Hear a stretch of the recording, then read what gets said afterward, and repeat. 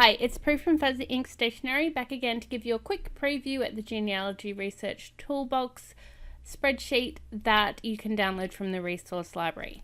Okay, so this is the exact spreadsheet that you can download, and I just want to show you a couple of quick things. These examples will be in the spreadsheet just to basically show you what it looks like, but you can delete those by just selecting, right-clicking, and deleting the rows. You can probably also do it up here through edit and delete rows. Okay, the other thing I wanted to show you was how to filter. So it's all pretty straightforward.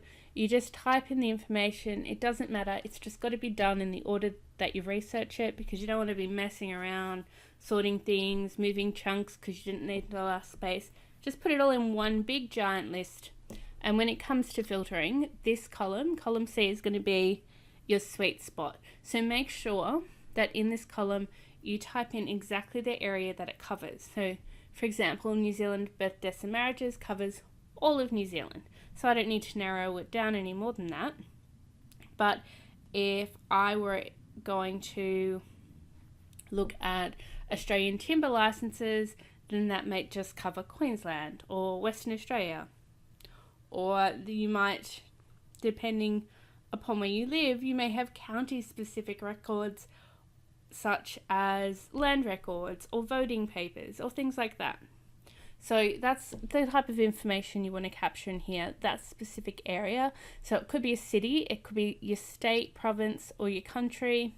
So type that in, and then when you're ready to filter, you'll just click up here on this little arrow, and you can either sort in alphabetical, or what you'll actually get underneath here, you can search on your area, just use that search filter, or you'll have this giant list of all of the areas that you've typed into that field. So you can just select that, and we'll say okay, and we only have 4, so that's all that's going to come up. And that's all there is to the Genealogy Research Toolbox. I've left this XXX in, so you can either type in your family name or whatever if you want to do different ones for different countries. As you'll see with the search filter, you really don't need to do that, but it's whatever you feel comfortable with in your research style.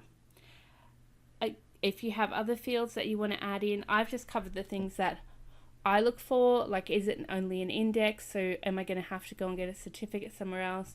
Do I need a subscription to access the site? And then I want the URL. And you can see here, just by clicking on this, we get a little box, and I click on that, and then that will take me straight to the URL. So it saves a lot messing around of having to cut and paste things. You've just got your big list and off you go. Alright, again, you can grab the link to this Google Sheet in the resource library if you want it. Alright, that's it from me for now. So happy storytelling.